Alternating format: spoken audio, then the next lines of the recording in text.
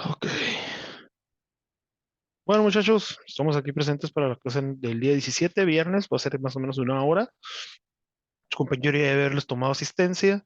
Pues vamos a tratar de ver los temas que nos quedaron pendientes, sobre todo de la unidad 2. Voy a tratar de hacerlo un poquito más rapidín. Y pues aquí prácticamente podemos ver donde nos quedamos en la unidad 2. La vamos a empezar, ¿no? Vamos a ver lo que son los elementos probables, que es un concepto de probabilidad en espacio finito aquí probable. Es el conjunto de sucesos de un experimento aleatorio en el cual todos los resultados tienen la misma posibilidad de suceder. La probabilidad de que ocurra cada suceso en un espacio muestral equiprobable es igual a uno dividido por el número total de sucesos en el espacio muestral. Y para esto tenemos lo que es la ley de Laplace, que es prácticamente el número de casos favorables entre el número de casos totales. El ejemplo más común es el del dado. Si nosotros queremos sacar un número del dado en específico, nuestro número de casos favorables solo sería uno, pero nuestro número total de casos serían los 6 lados del dado. También tenemos un poquito aquí lo que vamos a ver del diagrama de Venn, que este creo que lo hicimos la clase pasada, su ejemplo del examen que tuvieron de su otra clase. Este, y aquí tenemos los axiomas de probabilidad. Son verdades lógicas que no necesitan demostración. La posibilidad de suceder cada elemento es mayor o igual a cero. No puede existir una probabilidad menor, o mejor dicho, negativa. También la suma de las probabilidades de todos los sucesos elementales de un espacio muestral es igual a uno. No puede haber algo más que uno. ¿Por qué? Porque pues no puede llegar a suceder, por ejemplo, el ejemplo de Laplace con los dados. Si tenemos un 6 sobre un 6, pues es el 100%, sería el uno.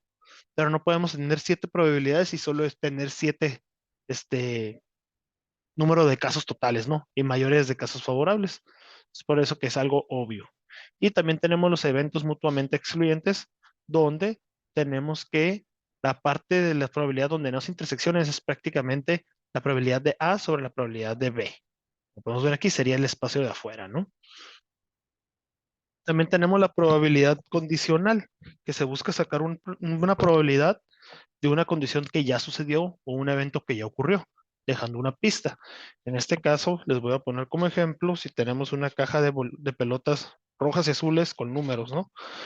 En este caso, no sé, digamos que la primera mitad las pelotas son azules y la otra mitad son rojas, pero las azules tienen marcados el 1, 2, 3, mientras que las pelotas rojas tienen marcadas el 4, 5 y el 6. ¿Cuál sería la probabilidad de sacar una pelota azul y que además sea par? Ok, pues aquí la probabilidad de eso sería el 50% de las pelotas por color y digamos que ya te salió y luego te sería un tercio, que nomás una de las pelotas azules sería un par. Pero vamos a ver unos ejemplos ahorita con unos videos. El audio no va a funcionar en el video, así que les voy a ir explicando yo un poco a poco, ¿ok?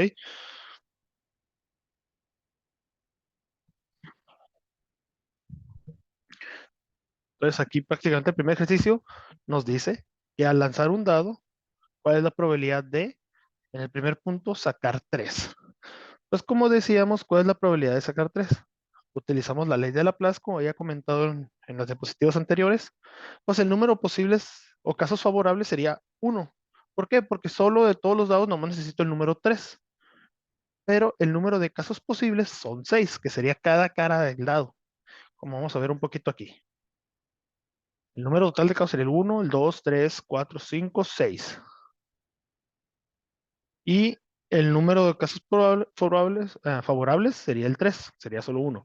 Entonces la probabilidad sería de un sexto. También lo podemos demostrar bueno, en fracciones, en decimales, y a mí en lo que general la que más me gusta a mí es la de porcentajes. Normalmente la probabilidad yo la demuestro en porcentajes. Ahora tenemos ¿cuál es la probabilidad de sacar menos de 4? Entonces, en este caso, vamos a tener el mismo número de casos posibles, los 6 lados del dado, pero aquí vamos a cambiar un poquito los casos favorables. ¿Por qué? Porque tenemos diferentes números que sean menores que 4. Sería el 1, el 2 y el 3. Entonces, en este caso, la probabilidad sería de 3 sobre 6 o del 50% de probabilidad.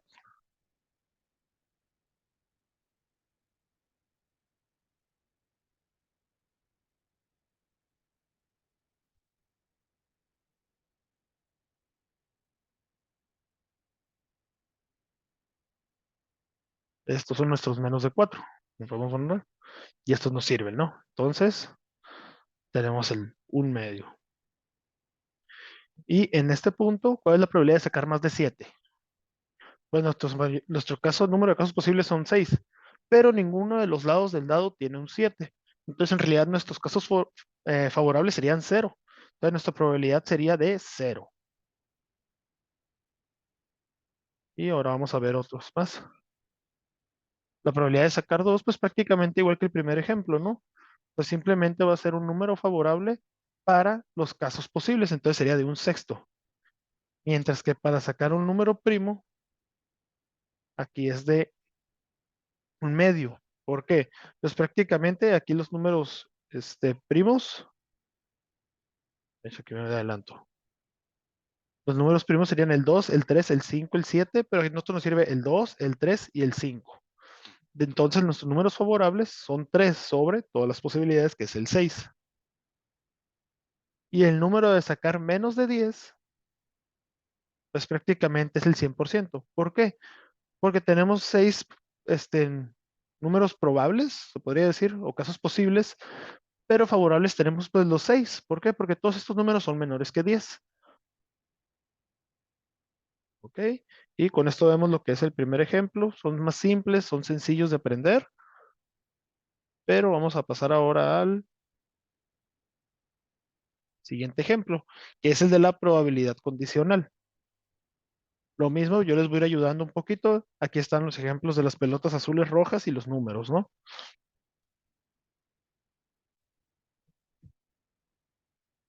¿Ok? Y de hecho, estos videos que me fui encontrando ahorita para poderles ejemplos, están muy buenos, están muy completos para que los puedan buscar en dado caso, si tienen alguna duda.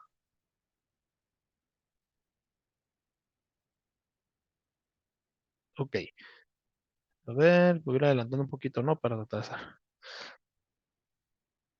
Ok, entonces digamos que si sacamos una esfera al azar, vamos a sacar diferentes probabilidades. La primera es, ¿cuál es la probabilidad de que sea azul? Ok, ¿cuál es la probabilidad de que sea azul? Pues prácticamente tenemos, ¿cuántas pelotas? Una, dos, tres, cuatro, cinco, seis, siete, ocho, nueve, 10 pelotas, de las cuales ¿cuántas son azules? Una, dos, tres, cuatro, cinco, seis. Entonces la probabilidad de que nuestra pelota sea azul es de 6 sobre 10, es del 60%, pero vamos a irlo viendo, ¿no? Después de este comercial.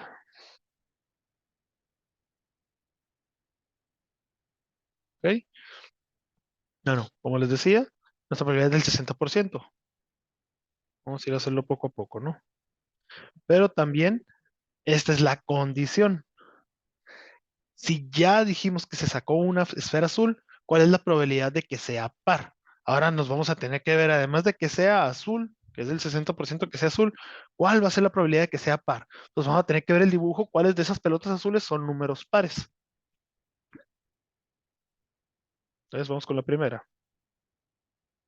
Es la más simple, ¿no? Los mismos ejemplos que vimos ahorita con los dados, pues la probabilidad de que sea azul va a ser el número de pelotas azules que tenemos. En este caso,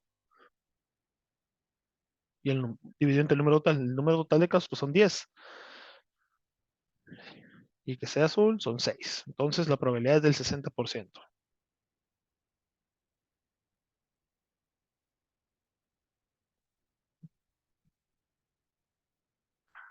Un poquito lento, pero vamos a ir adelantando un poquito esto, ¿ok?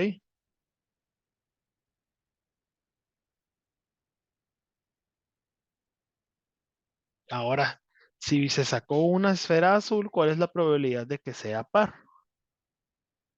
Entonces ahora nuestros datos que vamos a analizar vamos a trabajar solo con las esferas azules.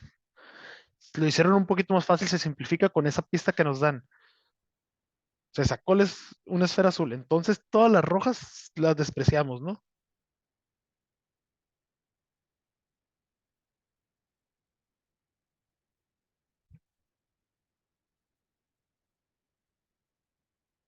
Ok. Y ahora, ¿cuál es la probabilidad de que sea par cuando era azul? Entonces, ¿cuáles pares tenemos aquí? El 10, el 6, el 4 y el 8. Tenemos 4 sobre 6. Pero esto es lo que quiere decir. ¿Cuál es la probabilidad de que sea par cuando ya fue azul, o dado que fue azul. Entonces, si a nosotros nos dicen, oye, ¿sabes que tenemos las pelotas, etcétera? Nos dice, ¿cuál es la probabilidad de que sea par cuando ya sacamos un azul? Ya asumiendo que nosotros ya sacamos una esfera azul antes, ¿ok?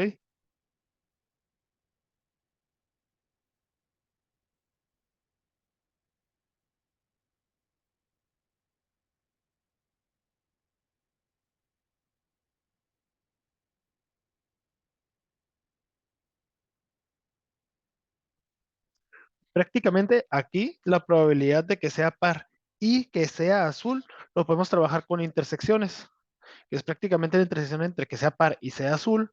En este 4 sería el 4. ¿Por qué? Porque tenemos, ok, todos los pares y que sean azules, uno, 2, 3, 4, sobre la probabilidad de que sea azul. Todas estas, ¿no? Todas las azules. Si cambiara esto y fuera P de rojo o de R, aquí sería la probabilidad de la intersección del par y rojo, y abajo sería el rojo. Pero me estoy adelantando un poquito, ¿no? Entonces aquí lo estamos sacando prácticamente.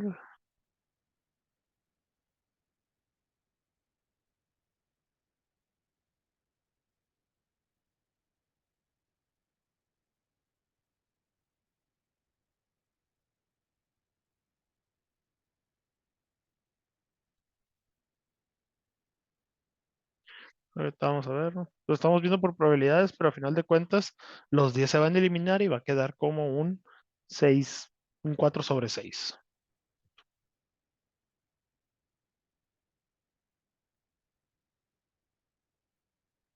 Bueno, aquí nos está explicando prácticamente por qué se eliminan los 10. Creo que es algo que ustedes ya deben dominar.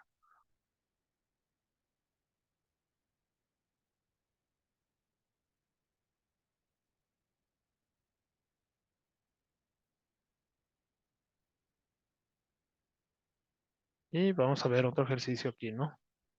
Si sacamos una esfera al azar, ¿cuál es la probabilidad de que sea roja si se sabe que se sacó un par? Aquí nos está cambiando un poquito, ¿no? Aquí nos está diciendo que si ya se sabe que se sacó un par, ¿cuál es la probabilidad de que sea roja? En este caso no vamos a trabajar por colores primero, vamos a trabajar por pares. ¿Cuántos pares tenemos? Pues en este caso los pares vamos a tener son 5. ¿Por qué? Porque tenemos números del 1 al 10. Sería el 2, el 4, el 6, el 8 y el 10. Ahí están nuestros 5 pares.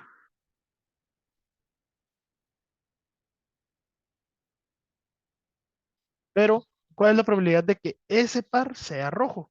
Pues los únicos pares rojos son el número 2. Entonces sería el 1 sobre 5, sería el 20%. Bueno, vamos a ver, ¿no?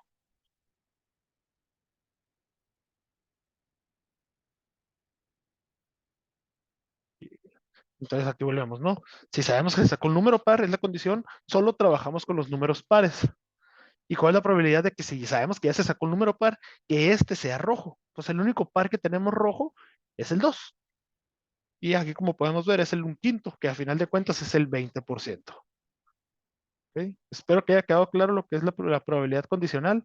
Está muy sencilla, prácticamente te dan una pista de algo que ya salió. ¿Ok? Bueno, aquí también este ya lo voy a quitar. Y ahora quiero primero ver cómo vamos en tiempo. Aunque bueno, eso lo vemos después. Ahora vamos a hablar un poquito sobre el teoría Bayes. Este, Bayes, depende de cómo le quieras decir. Prácticamente es el que acabamos de usar. Que la probabilidad de A, dado que ya sucedió B, va a ser igual a la probabilidad de B, dado que ya sucedió A, por la probabilidad de A entre la probabilidad de B.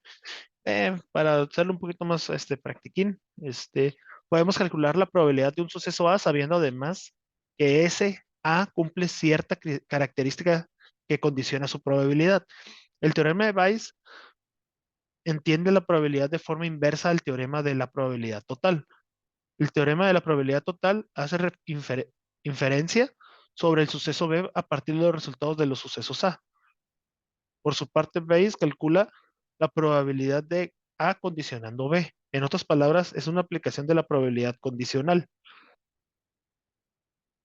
La probabilidad condicional es la probabilidad de que A suceda dado que ya sucedió B, o que la probabilidad B suceda dado que ya sucedió A. Son desiguales, pero se pueden relacionar gracias al teorema de Bayes. No es lo mismo decir que la probabilidad A va a suceder dado que sucedió con la probabilidad B. En este los puedo explicar en el ejemplo que vimos de las pelotas ahorita en el video, donde primero sacaron lo que era la probabilidad de sacar un par dado que ya salió azul. A cuando lo volteamos que era la probabilidad de sacar este par dado que ya, bueno, la probabilidad de sacar rojo dado que ya sacamos un par. Jugamos con los colores, pero a final de cuentas los resultados fueron totalmente distintos.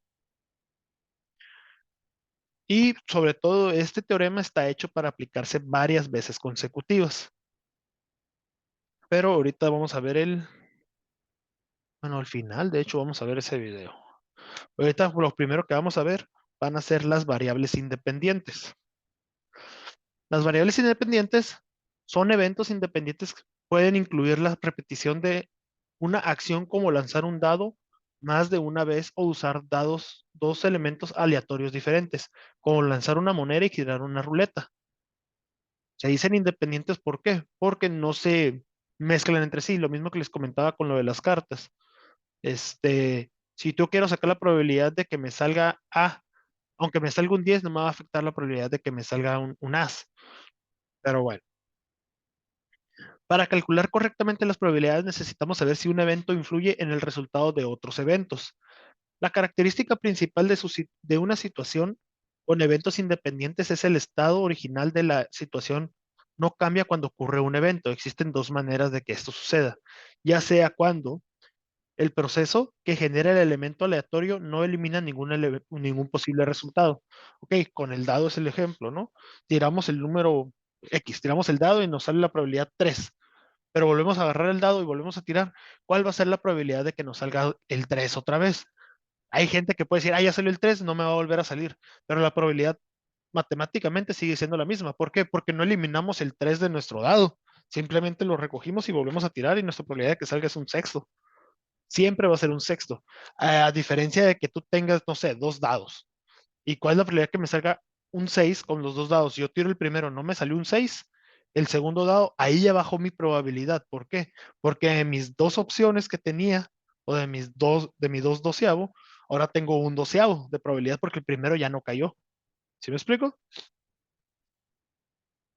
Bueno, Y el proceso que sí elimina un posible resultado, pero el resultado es sustituido antes de que suceda una segunda acción. Ok, a lo mejor sí se puede llegar a eliminar con un dado, ¿no? Lo mismo ejemplo. Tiro el primer dado, me sale uno que no es el 6, ahí bajó mi probabilidad, pero vuelvo a agarrar otro dado. A lo mejor sí ya cayó, pero agarré otro dado y mi probabilidad no cambió. ¿Por qué? Porque se sustituyó. Ahora, si A y B son elementos independientes, la probabilidad de A y la probabilidad de B sería igual a la probabilidad de A por la probabilidad de B. En este caso entra el ejemplo de las cartas. ¿Cuál es la probabilidad de que a mí me salga un 21? Pues aquí prácticamente vamos a multiplicar lo que son las probabilidades. En este caso, la probabilidad de que me salga un 10 es de 16,52, que sería, vamos a verlo aquí más rápido. ¿Ah?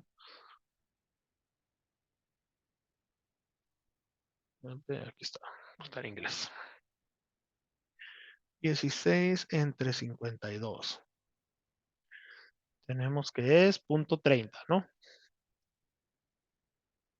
Y la probabilidad de que nos salga un as es de 4 sobre 16.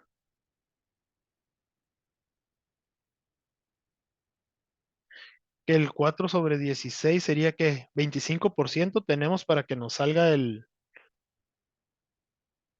as, mientras que para que nos salga el 10 debe de aumentar, según yo. 10 sobre 52, vamos a hacerlo así otra vez, para sacar las probabilidades de cada uno. Ah, es que no es 10, ¿verdad? Es 16 sobre 52, disculpa. Es el 30%, casi 31%, mientras la probabilidad de que nos salga un as es del 25%. Por separado cada una, nos va a salir, la probabilidad de que nos salga un 10 es del 30, la probabilidad de que nos salga un as, pues baja bastante, ¿no? De hecho, es del 4 entre 52, yo me equivoqué, es del 7%, ¿no? Entonces, si nosotros multiplicamos este por el 30% de la probabilidad de sacar el 10, pues nos haría el 0.02%. Esa es la probabilidad del 2% para sacar un 21 si usamos la primera baraja. Obviamente estas probabilidades van cambiando. ¿Por qué? Porque no hay ni sustitución y sí se afectan en los resultados. Entonces vamos sacando cartas y va disminuyendo el número de eventos probables, ¿no? Bueno, o casos posibles. Pero nomás para que quede claro, el 2% es la probabilidad, el 2.3% es la probabilidad de que te salga 21 en una baraja, ¿no? Ok. En general, para cualquier número de eventos independientes, la probabilidad de que todos los eventos sucedan es el producto de las probabilidades que suceden los eventos individuales. Y aquí tenemos una interpretación gráfica de lo que es el diagrama de Venn de las probabilidades distintas, ¿no? ¿Cuál es la probabilidad de A dentro de B? En este caso, pues si sucede B, es el totalmente por ciento de lo que va a suceder en A. Aquí es la intersección entre A y B. Aquí está la parte, esa parte o independiente, mientras que aquí están las dependientes. Aquí son totalmente independientes. La probabilidad de A nunca va a afectar a B. Tenemos el caso contrario y los casos contrarios, ¿no? Donde B es la única opción. Aquí en este caso no existe una probabilidad A, todo está en el conjunto de la probabilidad B. ¿Ok? Y ahora, tenemos diferentes situaciones, eventos y por qué los eventos son independientes. Esta tabla está muy padre, espero que les guste o la puedan leer un poquito más. Pues la primera situación es, si lanzas un dado y si no sale 6, lanzas de nuevo. ¿Cuál es la probabilidad de sacar un 6 en el segundo lanzamiento? En el primer lanzamiento no es un 6, el primer lanzamiento es un 6. Son los dos eventos, ¿no? El hecho de que el primer lanzamiento no es un 6 no cambia la probabilidad de que de que el segundo lanzamiento sea un 6. Y aquí es donde él decía, a algunas personas les gusta decir, el dado no se acuerda que, perdón, el dado, de ahí debería decir, no se acuerda que sacaste antes. Pues prácticamente, no nomás porque sacaste un 6, no es muy improbable que me vaya a salir otro 6. No, de hecho es la misma probabilidad si te sale un 6, ¿no? Y seguidos pueden salirte hasta 3, excepto que tú ya vayas a hacer en ese cálculo, ¿no? Ok, ahora, sacas una canica de una bolsa con dos canicas rojas y dos blancas y una verde. Observas el color y lo pones de nuevo en la bolsa. Aquí prácticamente no estamos quitando nada de lo que es nuestra bolsa, siempre regresan, ¿no? Y sacas otra canica. ¿Cuál es la probabilidad de sacar una canica roja ambas veces? Sacar una canica roja en el primer intento, sacar una canica roja en el segundo intento. Los eventos son independientes porque regresaste la primera canica a la bolsa y tu segundo intento fue con la bolsa en su estado original. Siempre eran las mismas canicas, ¿no? A final de cuentas, si tuviéramos sacado una canica roja y no la regreso, aquí pues cambia el número total de eventos posibles, pero también cambian nuestras canicas, ¿no? Porque ya nomás sería una. Entonces, en este caso, si estamos, pues recuperando o regresamos al estado original, son eventos independientes. Y la última situación que tenemos aquí, si sacas una carta de un mazo de 52 cartas y luego lanzas un dado, ¿cuál es la probabilidad de sacar un 2 y luego lanzar un lado y que caiga 2? La carta es un 2, el dado cae en 2. Aunque la carta no se regresa al mazo después de sacarla, el lanzamiento de un dado no depende de las cartas por lo que ningún posible resultado ha sido reemplazado, a pesar de que el resultado de sacar la carta, la probabilidad del dado no será afectada. Prácticamente son eventos independientes. ¿Por qué? Porque las cartas no tienen nada que ver con el dado. Aún tú saques todas los dos de la carta, no te va a afectar a las posibilidades del dado. ¿Ok? Seguimos teniendo los mismos 6 eventos posibles. Y la probabilidad de sacar un 2 seguiría siendo 1/6, siempre. Saques las cartas que tú saques. ¿Ok? Y ahora aquí, Carlos tiene un mazo de 15 cartas numeradas del 1 al 15. Saca una carta al azar y ve el número y la revuelve de nuevo en el mazo. ¿Cuál es la probabilidad de que no le salga la carta menor o igual a 5 en el primer intento, pero que sí le salga una carta menor o igual a 5 en el segundo intento. Si se regresan las cartas, pues a final de cuentas no van a ser independientes. ¿Por qué? Porque siempre estamos sustituyendo lo que sacamos. Pero vamos a tratar de hacerlo un poquito aquí. Carlos tiene un mazo de 15 cartas numeradas del 1 al 15. Ok, tenemos 15 cartas en total. Saca una carta al azar y ve el número y lo devuelve. Ajá. ¿Cuál es la probabilidad de que no le salga una carta menor o igual a 5? Ok, pues aquí prácticamente una carta menor o igual a 5 que no nos salga sería del 6 al 15. Entonces tenemos una probabilidad de 10 sobre 15, que sería del 2 tercios. Ok, pero que si le salga una carta menor o igual a 5 en el segundo intento. Como siempre las está regresando, aquí su probabilidad va a ser igual, nomás que aquí cambia. ¿Por qué? Porque antes no quería una carta menor o igual, pero ahora sí quiere una carta menor o igual a 5, que en este caso sería un tercio. ¿Ok? Prácticamente. Es un ejemplo, no lo voy a poder hacer aquí como quien dice más detallado o explicárselos porque no tengo pizarrón, pero sí les puedo poner un video sobre lo que es el teorema de Bayes y igual se los voy a ir explicando y vamos a ver qué más podemos ir viendo de esto, si no va a ser en el siguiente video, ¿ok?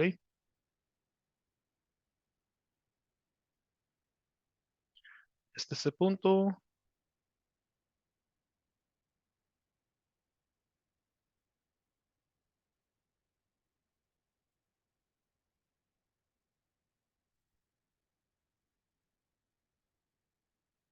Ok, aquí prácticamente este ejemplo que nos va a explicar también aquí de esta página buena, es que una fábrica dispone de dos máquinas que elaboran el 40% y el 60% de los balones que producen.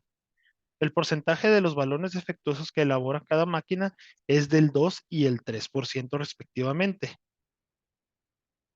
Y si se selecciona al azar un balón de la probabilidad, a ver,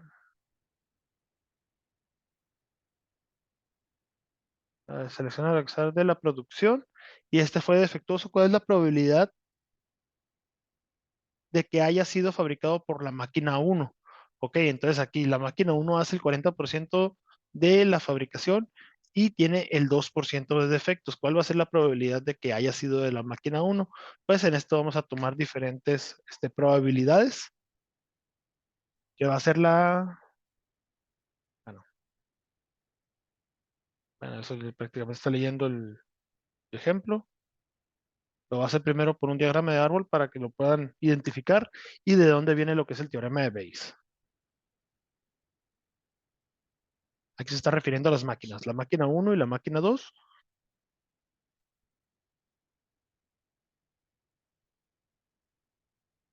Que prácticamente ya tenemos las probabilidades. ¿Por qué? Porque existen los porcentajes. Entonces, la máquina uno elabora el 40%, mientras que la máquina 2 elabora el 60%. Aunque ya me mandó a comercial.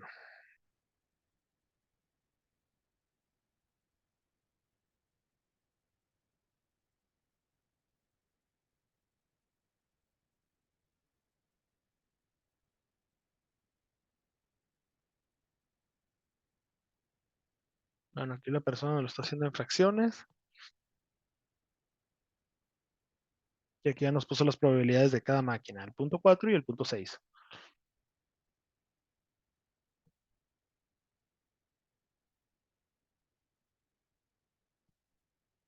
Ok, aquí pues prácticamente está diciendo que la máquina uno va a tener el 2% de errores, mientras que la máquina 3 el 3%. A final de cuentas está linearizado, pero bueno.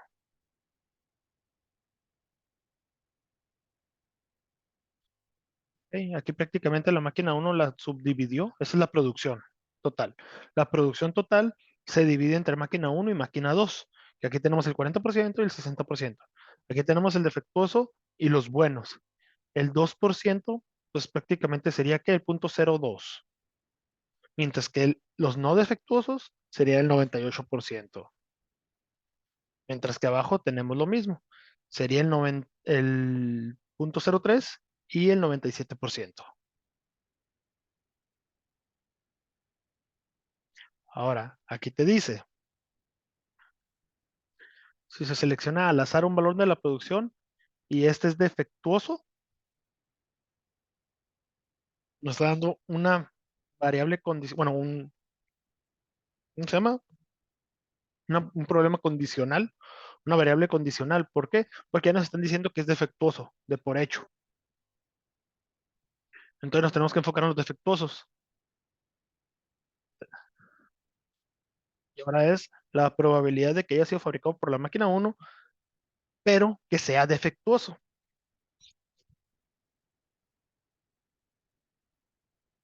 Es defectuoso.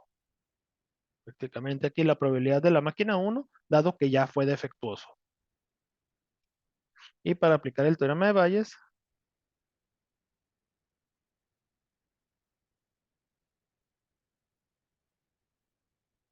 prácticamente si te das cuenta, volteamos, ¿no? La probabilidad de que haya sido defectuoso dado que fue la máquina uno, que ya lo conocemos, pero el diagrama,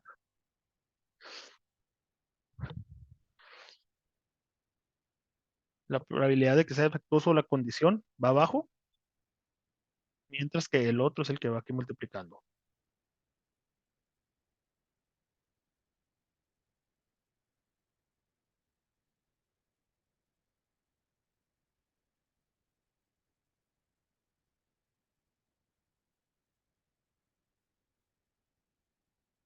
Entonces aquí prácticamente tenemos, si dan un cuentito ahorita lo que es la, ¿cómo se llama? La regla de la multiplicación de las probabilidades. Prácticamente estamos diciendo la probabilidad de que sea defectuoso dado que se fabricó por la máquina uno, que sería el 2%, multiplicado porque algo que se produjo por la máquina uno. Pero, pues vamos a ir viendo.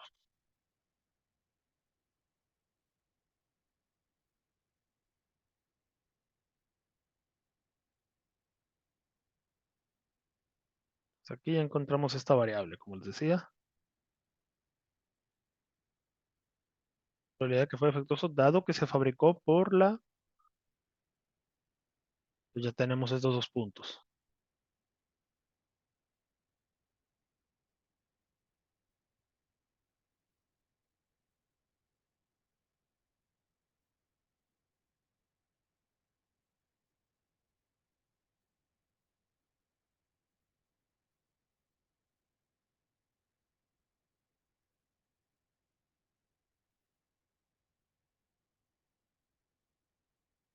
Entonces aquí prácticamente nos dice que, como nos dieron la pista de que son defectuosos, lo mismo que hicimos con las pelotas, nos enfocamos en los defectuosos.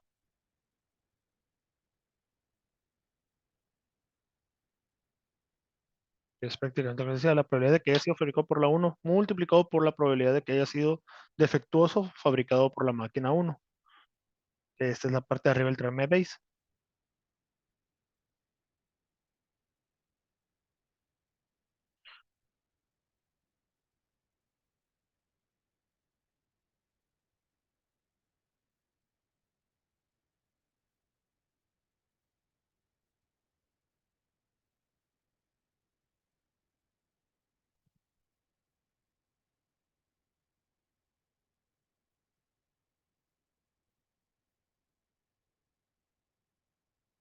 Ya lo tenemos.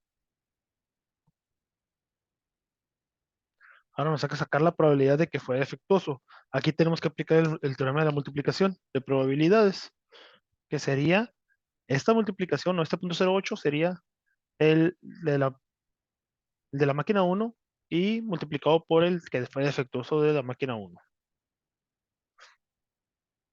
Y aquí la máquina 2 de que haya sido defectuoso el punto 3, por eso se multiplicó aquí, sacamos esto.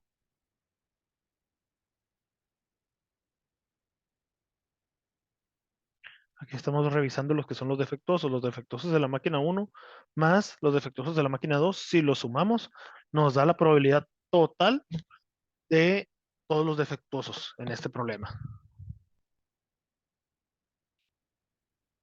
que es como que punto 0.26.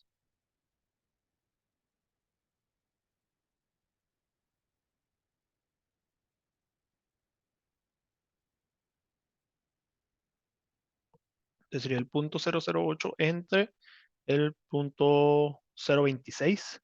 Y la probabilidad de que nos haya salido defectuoso, dado que se fabricó por la máquina uno, pues es prácticamente del 30%.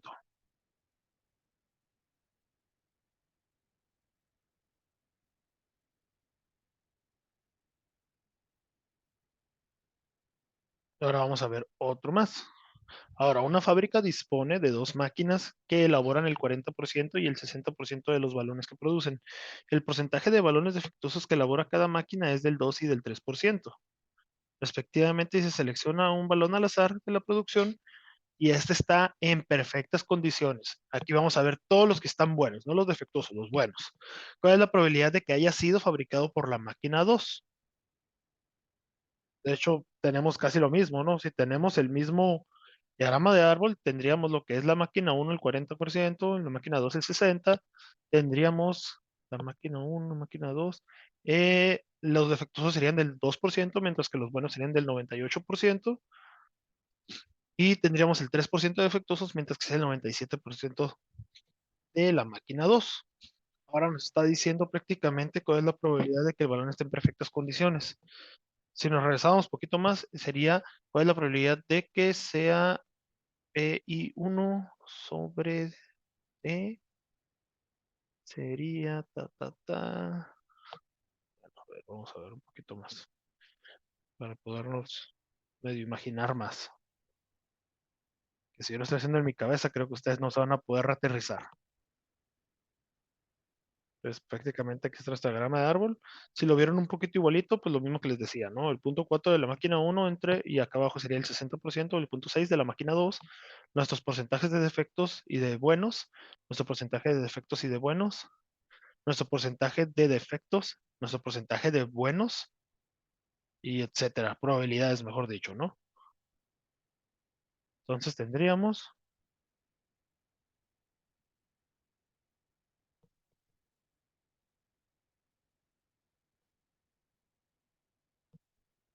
entonces aquí prácticamente nos dice que, ¿cuál es la probabilidad de que haya sido fabricado por la máquina 2? Entonces sería la P de 2 dado que son buenos. Sería P de 2 dado que es la B. Entonces aquí en lado contrario sería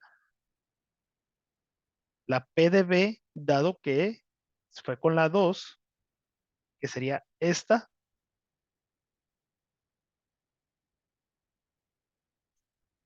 multiplicado por la probabilidad 2, porque fue fabricado por la probabilidad 2, que es del 60%, entre la probabilidad de, de que sean buenos. Entonces, en este caso, vamos a utilizar el resultado de la multiplicación de lo que fue la máquina 2 multiplicado por el 97% de buenos.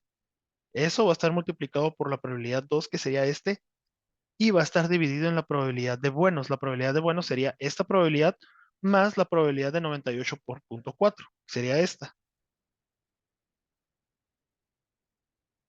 Pues aquí está, mira, prácticamente, ¿no? Tenemos el punto 6, que es la probabilidad de la máquina 2 multiplicada por la probabilidad de buenos. Aquí está esto.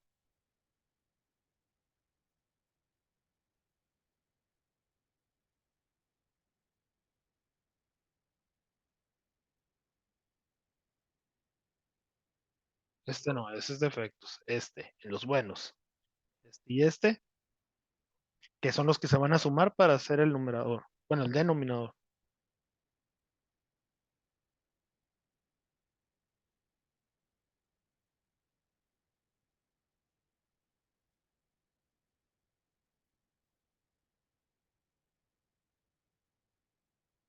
Entonces, ok. Probabilidad de B dado que fue fabricado por la máquina 2 es el 97, ese va aquí, multiplicado porque fue fabricado por la máquina 2. Por la probabilidad de 2, en este caso sería este punto. Punto 58.2 entre la probabilidad de punto 58.2 más punto 392 sería del 90 y tantos por ciento, 97% por ahí.